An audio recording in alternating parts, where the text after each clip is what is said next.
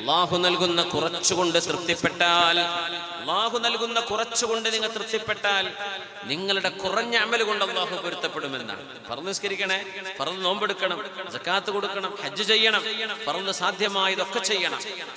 സുന്നത്തൊന്നും വല്ലാണ്ട് ചെയ്യാൻ പറ്റിയിട്ടില്ല. പക്ഷേ അല്ലാഹു കുറച്ചേ സമ്പാദ്യം തന്നിട്ടുള്ളൂ. ജീവിച്ച് കഷ്ടിച്ചു പോകാനേ വീട്ടിൽ വഴിയുള്ളൂ. കുട്ടികൾക്കൊരു മാംസം മേടിച്ചു കൊടുക്കാൻ പറ്റിയിട്ടില്ല. കുട്ടികൾക്ക് ഇഷ്ടപ്പെടുന്ന ഒരു മിഠായിയോ ഒരു ഐസ്ക്രീമോ ഇതൊന്നും വാങ്ങിച്ചു കൊടുക്കാൻ പറ്റുന്നില്ല. എന്തേ?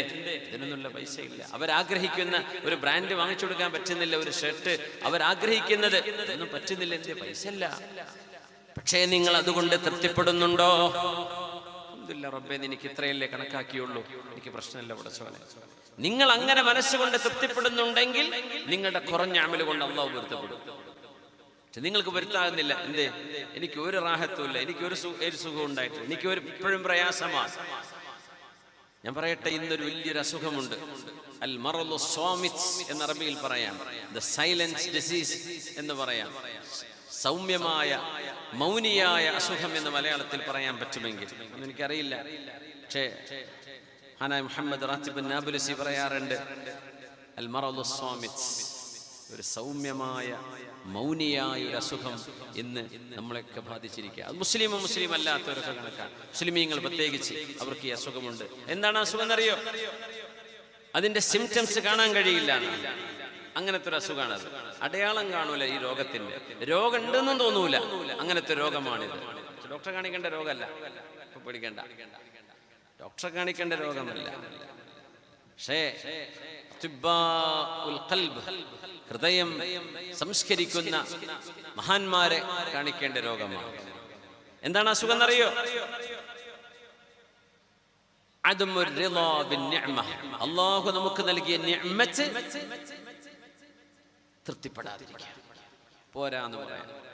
എത്ര അനുഗ്രഹത്തിലാണ് നമ്മളെന്ന് നമുക്ക് ചിന്തിക്കുമ്പോഴേ നമ്മളിന്ന് സ്വർഗത്തിലാണ് എന്ന് പറയാൻ പറ്റുമെങ്കിൽ അങ്ങനെ പറയട്ടെ. അള്ളാന്റെ സ്വർഗത്തെ കുറിച്ചല്ല. അതുമാല ഐനുൻ റഅത്, ഒരു കണ്ണും കാണാത്തത്, ഒരു കാതും കേൾക്കാത്തത്, ഒരു ഡിസൈനർക്കും മനസ്സിൽ പോലും ചിന്തിക്കാൻ കഴിയാത്തത്, അതാണ് അള്ളാഹുവിന്റെ സ്വർഗം. പക്ഷേ ദുനിയാവിലെ സ്വർഗം എന്നൊക്കെ പറഞ്ഞൂടെ?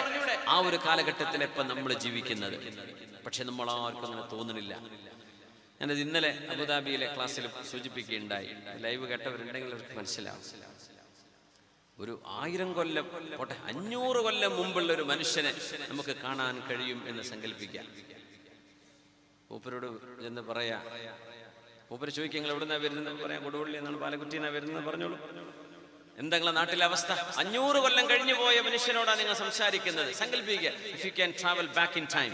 കഴിയൂല. പക്ഷേ സങ്കല്പിക്കാലോ, ഒരു 1000 കൊല്ലം മുമ്പ് കഴിഞ്ഞു പോയൊരു മനുഷ്യനെ കാണാം. അപ്പൊ നിങ്ങൾ പറയാണ്, ഞങ്ങളിപ്പോ പാലക്കുറ്റിയിലൊക്കെ നല്ല നല്ല വീടുകളാട്ടോ, ഞങ്ങൾക്ക് ചൂടെടുക്കുമ്പോ ഒരു സ്വിച്ച് ഓൺ ആക്കിയാൽ തണുക്കും. പിന്നെ എക്സ്ട്രീം തണുപ്പൊക്കെ വരികയാണെങ്കിൽ ഹീറ്റർ സംവിധാനമുണ്ട്. നമ്പർ അങ്ങ് കൂട്ടി വെച്ച് കഴിഞ്ഞാൽ ചൂട് കാറ്റ് വരും. ഞങ്ങളിപ്പോ യാത്ര ചെയ്യുന്നുണ്ട്, വളരെ ഫാസ്റ്റാണ്. കാറുകളുണ്ട്, കാറുകളിൽ സ്വിച്ച് ഇട്ടാൽ തണുക്കുന്നുണ്ട്. പിന്നെ ഫ്ലൈറ്റിൽ ഞങ്ങൾ യാത്ര ചെയ്യുന്നുണ്ട്, ട്രെയിനിൽ യാത്ര ചെയ്യുന്നുണ്ട്. വന്ദേ ഭാരത് എന്ന് പറഞ്ഞ ഫാസ്റ്റ് ട്രെയിൻ ഇപ്പൊ ഓടിക്കൊണ്ടിരിക്കുന്നത്. ഇനി അതിലും വലിയ ബുള്ളറ്റ് ട്രെയിനുകൾ വരും. ഇതൊക്കെ പറയുമ്പോ ആ മനുഷ്യ മൂക്കത്ത് വിരൽ വെച്ചിരിക്കും. അപ്പൊ പറയാം, ഞങ്ങൾക്ക് നല്ല സൂപ്പർ മാർക്കറ്റ് നാട്ടില്. അരി നോക്കിയാൽ 100,000 തരം അരി, പച്ചക്കറി നോക്കിയാൽ, ഫ്രൂട്ട്സ് നോക്കിയാൽ ഏതാ എടുക്കേണ്ടെന്ന് തോന്നില്ല, അങ്ങനത്തെ സാധനം. പരിപ്പ് വകകൾ നോക്കിക്കഴിഞ്ഞാൽ എണ്ണമറ്റ ഓപ്ഷനുകൾ. ഇത് ഞങ്ങൾക്ക് എടുക്കാം, പേ ചെയ്യാം. പേയ്മെന്റ് കാർഡിലൂടെയാണ്, വാച്ചിലൂടെ, ആപ്പിൾ വാച്ചിലൂടെ പേയ്മെന്റ് ചെയ്യുന്നു, മൊബൈൽ ഫോൺ വെച്ചുകൊടുത്തിട്ട് പേയ്മെന്റ് ചെയ്യുന്നു, കാർഡ് വെച്ചുകൊടുത്ത് പേയ്മെന്റ് ചെയ്യുന്നു. ഇനി അതുമല്ല, റോഡിൽ വാഹനമില്ലാതെ നിൽക്കുകയാണെങ്കിൽ ഊബർ ടാക്സി, ഒരു ആപ്പ് അമർത്തി കഴിഞ്ഞാൽ ടാക്സി വന്ന് മുമ്പിൽ നിൽക്കുകയാണ്. ഭക്ഷണത്തിന് പ്രയാസമുണ്ട്, ഒരു ആപ്പ് അടിച്ചു കഴിഞ്ഞാൽ ഫുഡ് ഡെലിവറി നിങ്ങളുടെ ഓൺ സ്പോട്ടിലേക്ക് വരികയാണ്. അയാൾ പറയും, നിങ്ങൾ വരുന്നത് സ്വർഗത്തു നിന്നാണല്ലോ, ഏതാണ് ആ നാട് എന്ന് ചോദിക്കൂലേ?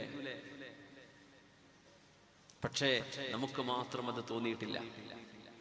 കുട്ടികളെയും മക്കളെയും കാണാതെ ദൂരത്താണ് നിൽക്കുന്നതെങ്കിൽ ഒരു ആപ്ലിക്കേഷൻ ഓൺ ചെയ്ത് കഴിഞ്ഞാൽ ഉമ്മയും മക്കളെയും ഭാര്യയും കുട്ടികളൊക്കെ കണ്ടിട്ട് ഫോൺ ചെയ്യാൻ പറ്റും. ഞങ്ങൾക്ക് അവരെ കണ്ട് സംസാരിക്കാൻ പറ്റും. പിന്നെ ഏത് നാട്ടിലാണെങ്കിലും ഓൺ ദ സ്പോട്ട് ഞങ്ങൾ സംസാരിച്ചാൽ അവർക്കത് കേൾക്കും, ഞങ്ങൾക്കും കേൾക്കാൻ കഴിയും.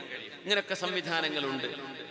എന്നൊക്കെ ഇന്നത്തെ സംവിധാനങ്ങൾ പറയാൻ ഒരു പറയില്ലേ, ഞങ്ങൾ ജീവിച്ച കാലത്ത് എന്താ ഉള്ളത് ഒരു കഞ്ഞി കുടിക്കാൻ ഒരു വെള്ളമിട്ട് അതിൽ ധാന്യമണിയിട്ട് തിളപ്പിക്കാൻ പറ്റുന്ന തീ പോലും ഞങ്ങൾക്ക് ഉണ്ടാക്കാൻ പ്രയാസമായിരുന്നു.